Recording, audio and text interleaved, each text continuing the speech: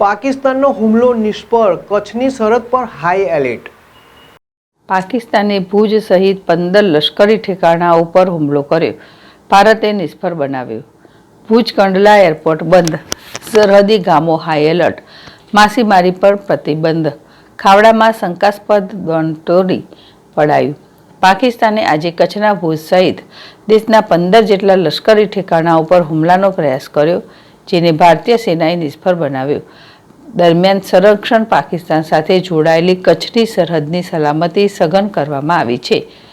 ભુજ અને કંડલા વિમાન મથક પર તમામ મુસાફર સંબંધિત ગતિવિધિ સ્થગિત કરી તમામ ઉડાન રદ કરવામાં આવી છે.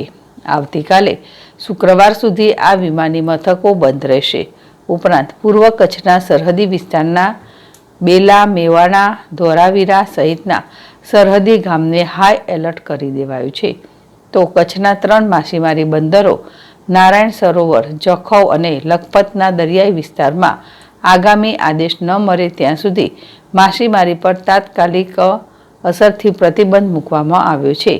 બીજી તરફ કચ્છની ભારત પાકિસ્તાન સરહદ નજીકના ખાવડા પાસેના ધોબરણા ગામમાં આજે એક શંકાસ્પદ ડ્રોન તોડી પડાયું હતું.